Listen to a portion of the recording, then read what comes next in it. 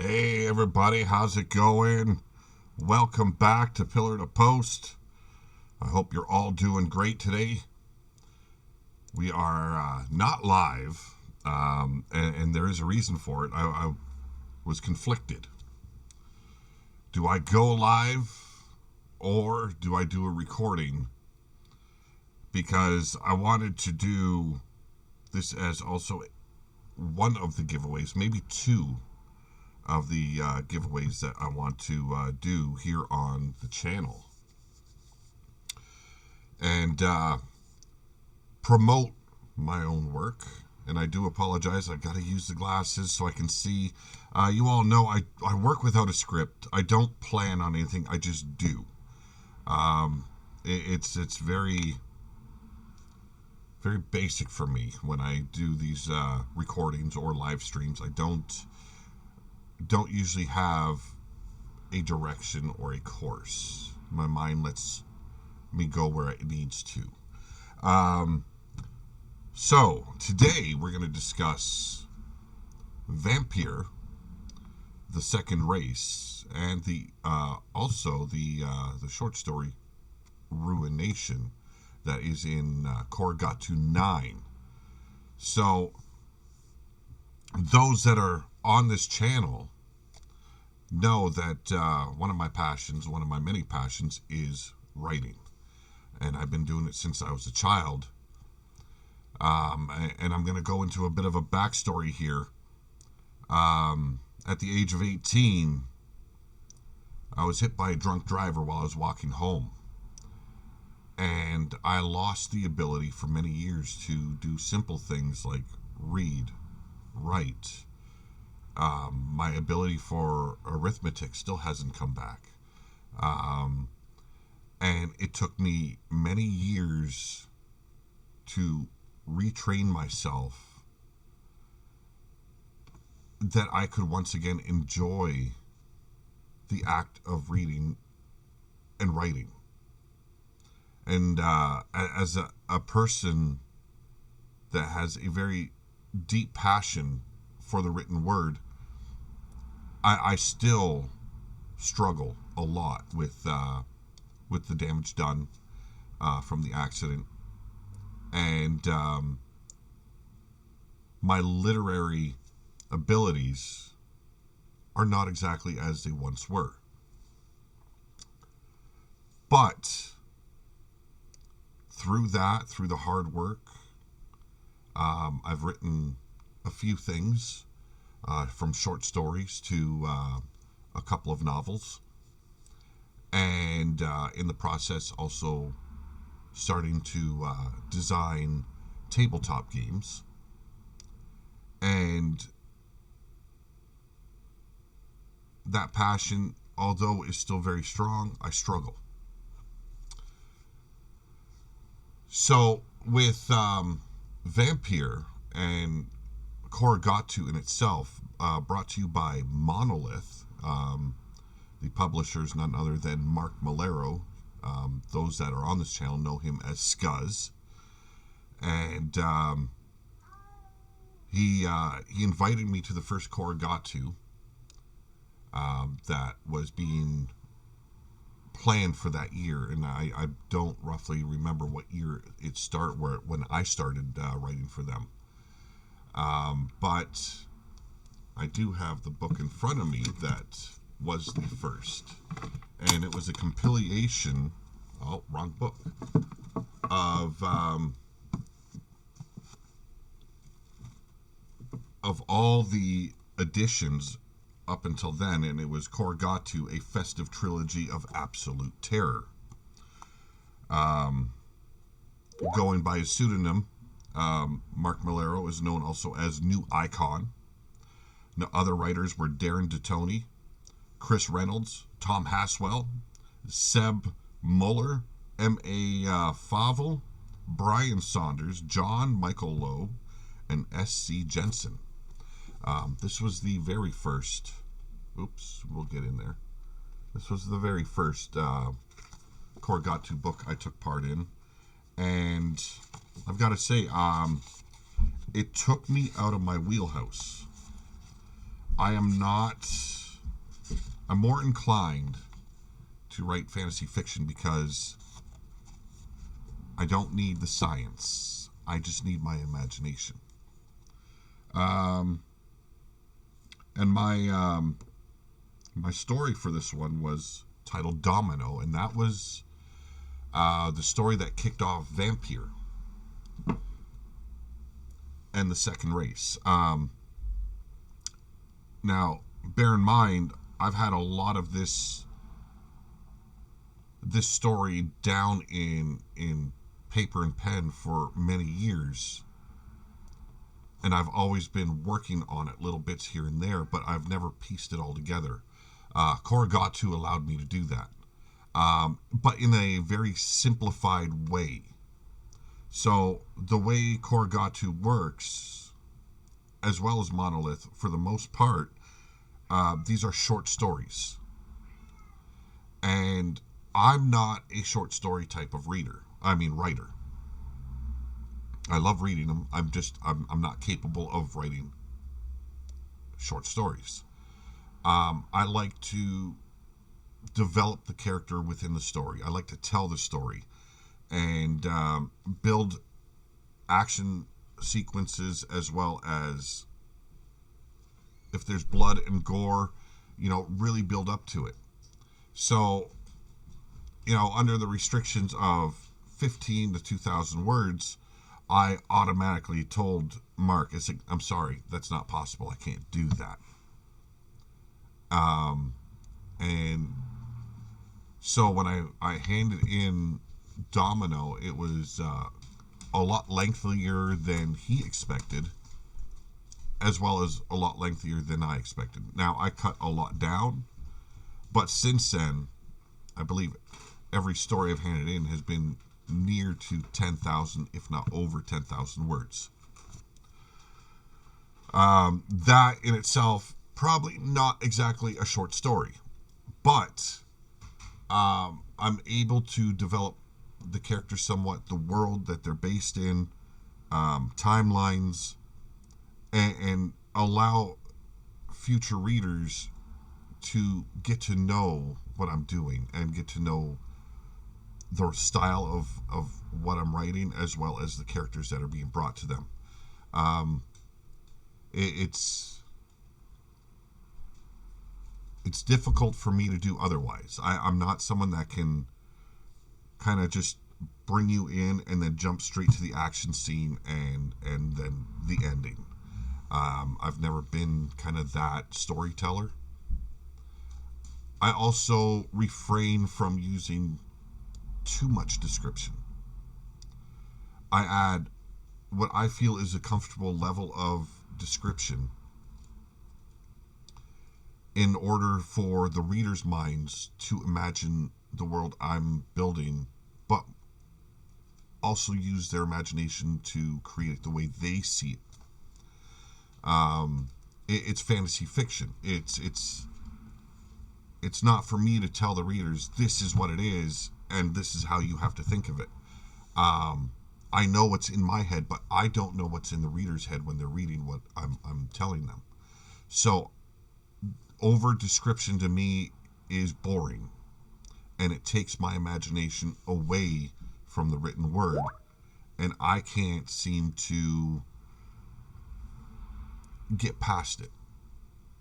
You look at some great authors, when they first start, you can really be enthralled and drawn into their story, and then as time goes on, they get more descriptive, and soon it's taking more and more pages just to describe a leaf blowing in the wind than it is allowing the reader to use their imagination for what it's intended for. I do apologize for the glare of my glasses. It is annoying as hell. But going into this, ladies and gentlemen, officially Halloween, October 31st, 2023, Vampyr, the second race, is brought to you by Monolith, the complete inaugural season. Now, what does season mean? Well, we at Monolith when it comes to our tales, we run it in a very different way. So a chapter would be a season. Now, I'm the type of writer where I like, as they call them, episodes. Episodes, I mean, is a chapter. Episodes run congruent. So that means where I left off, I begin. Just like I'm writing a book. So when I end one episode, my next episode is starting right where I left off. It is the way I tell a story.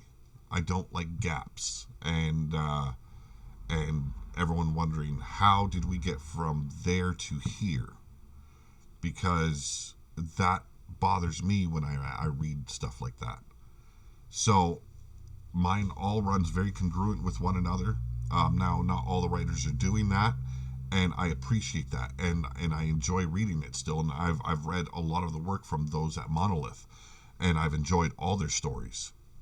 I'm just talking about the way I run things for myself, what makes sense to me. Vampyr, it runs a lot on myth as well as conspiracy and science fiction. It's post-apocalyptic, and it is about a race of humans, as we could just call them, being the second evolution of man. So the way I've come about this is there was 3 iterations of the Homo sapien species. Big cataclysm wipes out one, evolution takes place, and soon a new evolved being takes place. That is the second race. The third race would be us in our current timeline. Now, this does take place in the future, not too far distant future, but it is the future. Dystopian world that is currently rebuilding after World War IV. And the second race, which has been hidden away for thousands and thousands of years, living underground in their own underworld, finally grew tired of the third race destroying the planet. So they've risen above. Now their war isn't with the third race. Their war, well, somewhat. They do have war with the third race, but their main focus is on the war that is also between them and their experiments that were conducted while underground. The second race did not start off as a vampire breed. It was transformed into that due to experimental practices. Now, this is season 1. Season 2 already is near completion, and I'm hoping to debut that with Monolith January 1st. And it will continue where we left off with Vampyr. One thing with every story I tell,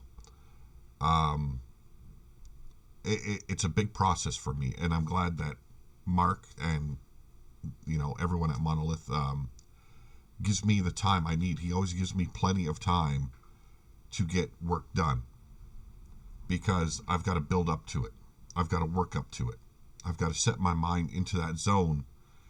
And if I can get into that zone and slide into that pocket, so to speak, I can stay in there. No matter what troubles are in the real world for me at that moment, I'm in that pocket. And it doesn't matter what the real world is doing, what kind of tolls I'm taking out in the real world. It is all about the story. And there's always a big part of me in every story. And I'm going to use season 2, and it will be titled Wolven, not Vampyr. It will be the werewolf side of the second race. The main character in that season is very heavily based on me at the very outset. Um, Dealing with injuries due to car accidents, like severe injuries like I had, one endures a lot of pain. And that character at the very beginning is a very big part of me telling a little portion of my story, the struggles, um, and and for many years having to be on painkillers in order to be able to walk a little bit, to get by, to be able to just sit here and do what I'm doing now. And so it's nice to do that because I don't know writers personally, but for me, writing is a form of working through the pain, working with the pain, working with the emotions and the mental illnesses that I suffer from. It it helps me survive in a way to speak. Um, People become fractured. Minds can be broken. Hearts can be broken. Writing for me is a way to mend and resolve the conflict within. Now, that doesn't say that I don't suffer still. But when I can get in that pocket, all that doesn't matter anymore. So it really fills a need within. Um, it allows my creative side of my brain to block out all the crap. Vampyr, the second race, it's not the traditional vampire story. It is not using the mythos of what has come before. My vampires do not feed on humans. My vampires feed on themselves. And it's not every day that they thirst for blood. They eat regular food. They do regular things. And they are badass sons of bitches that will, grab a werewolf by the jaws and just tear it apart. They still feed on blood, but a male must use a female vampire, and a female vampire must use a male vampire in order to service their bloodlust. And that bloodlust allows them to grow stronger, but it must be continuous within every 30 to 40 days. They must feed. I was looking at a lot of the stories we all know of vampires. And I wanted to take that all away. And I wanted to give people something new. It wasn't just about the blood. It wasn't just about the feeding. It wasn't about turning humans into vampires, growing the covens. It wasn't about that. It is about this race that found safety under the earth in order to survive cataclysm. And when they've seen that we as people were destroying the planet, they rose above and took control in order to save the planet as well as their own species. This story is nothing about that, though. This story has nothing to do about that aspect of the tale. That will be done on a much bigger scale. This is, you can take it as short stories about the conflict with their own creations. See, vampire is one creation, werewolf is another. There are more coming. And on top of the battle with themselves, they've also got to battle the third race's Van Helsing group, who have created their own foot soldiers for this war to match strength as well as speed with the vampire and werewolf. They are known as slayers. Not fully human anymore. And because of that, they're able to battle it out with werewolves. They're able to battle it out with the vampires. This story, though, is going to be growing every season. So this one is titled Vampyr, the second race. Season 2, which I hope hits the internet, will be titled Wolven, the second race. And then we're going to be introducing a hybrid of the Wolven, the werewolves, and it will be titled The Howling, the third race, as well as Slayers. So I've got quite the adventurous task ahead of me, bringing you all these tales. This was 6, as they call them, 6 episodes. I'm going to call them chapters. It's about 140 pages, so it's not a big book. Every chapter, every episode, whichever direction you want to go with that, has action packed within. There's a story behind every chapter. The whys, the whats, and the hows, and everything that you need to know is in this story. Now, I started this before, well, it was during the off season, I believe, of Monolith, when they were publishing. They went on hiatus for a while, and so I only had enough for 6 chapters, like 6 months left of the season, and that's what I wrote for. The Howling, though, will be 12 issues, and they will be brought to you. I'm sorry, not The Howling. The Wolven season will be 12 chapters, 12 issues in that season, and they will first be brought to you via a digital copy that you can buy using the Monolith link that I'm going to supply in the chat itself, or in the description, I should say. And we're going to also put the links down for all the other debuts, or releases, I should say, for this October 31st, 2023. It's Halloween, people. I hope people enjoy the read, and I hope you see the potential for its growth and to see where it's going, and that it is completely different from what that I know of anyone else has ever done with a vampire story. You know, that is perhaps the hardest part, is trying to be original. It's not easy, but I try. Like, that is the hardest part, is the originality of it all. And if I can bring that, and I bring my own flavor of the tale, then I'm hoping everyone that reads it is inclined to follow through with season 2 and figure out where the second race is heading. But besides Vampyr, as I discussed, Corrogatio is another outlet for my imagination, and this consists of a conglomeration of authors coming together to all tell either a horror, a thriller,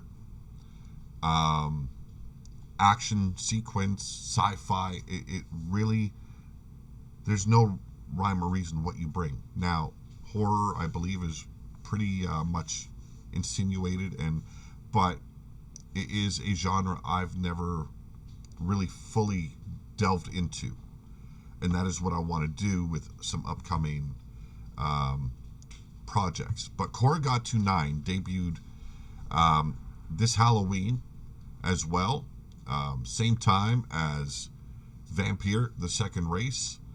It went live, it would have been midnight California time. It was 3 a.m. my time here in Ontario, Canada. And the story I wanted to tell for this one, it was post-apocalyptic. It is set in the wasteland theme that I bring here to to Pillar to Post, and it was titled Ruination. And I took, with the permission of a very good friend, as well as an honored member of this channel, as well as a part of the channel, Bill Haight. Bill Haight's character is pretty straightforward. He's a mean some bitch with some piss and vinegar into him, and he's a little bit twisted upstairs. And I want to delve into that. Now, is it going to be the story that he probably would have told? More than likely not. It's the story I wanted to tell in my way, that I hope that he's proud to read. It's a bit sick, it's a bit twisted, and it's violent and bloody.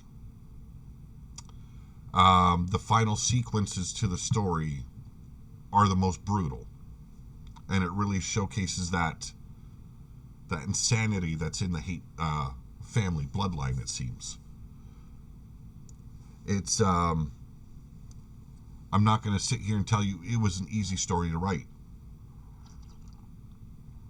Trying to do a character judgment that you've never written about. And I've done this a couple of times with Monolith. Taken a story that I've never had anything to do with, I frankly have never read, and being asked, could you do your version with a short story based on this character? And I get an outline of what the character is, and then I just shoot for it. And you know, shooting one shot, so to speak. I did that with Ruination.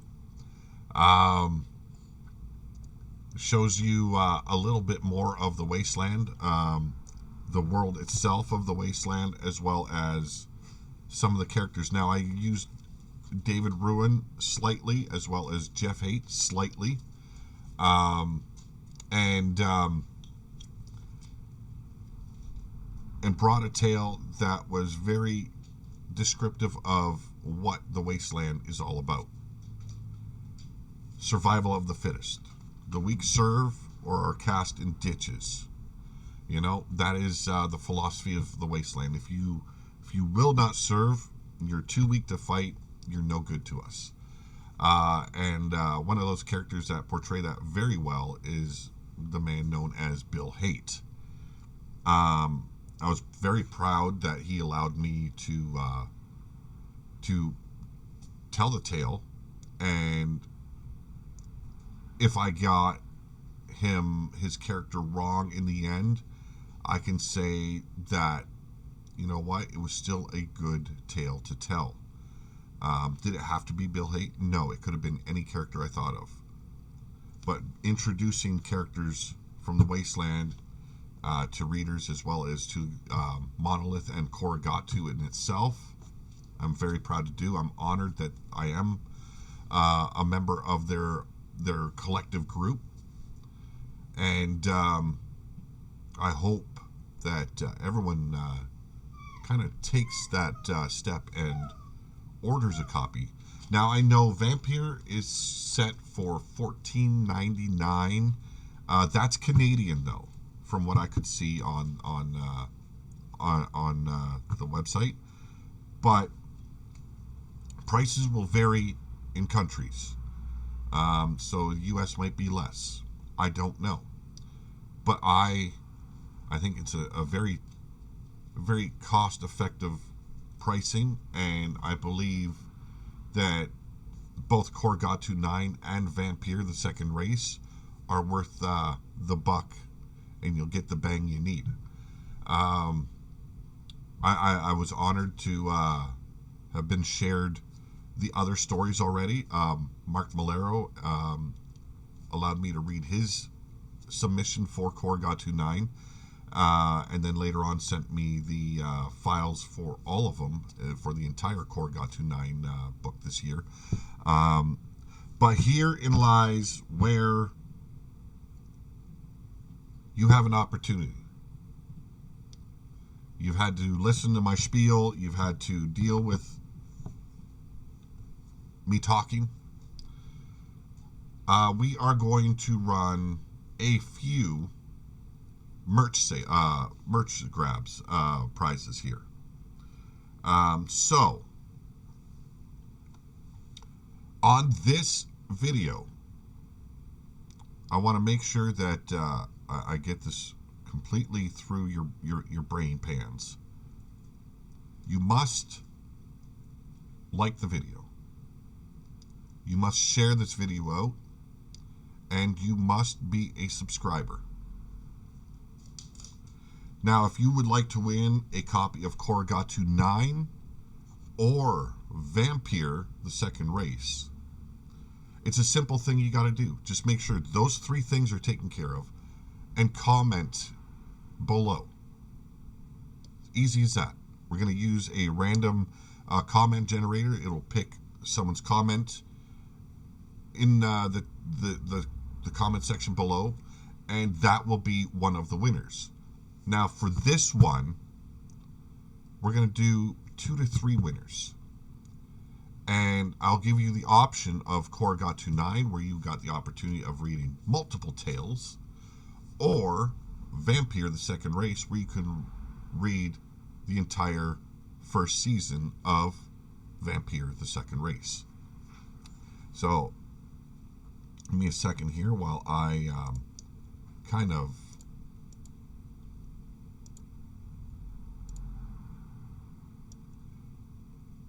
get this situated on my screen here, and that way both titles are up. There we go. So these are the 2 editions that will be up for grabs. Like I said, all you got to do is leave a comment. It can be anything.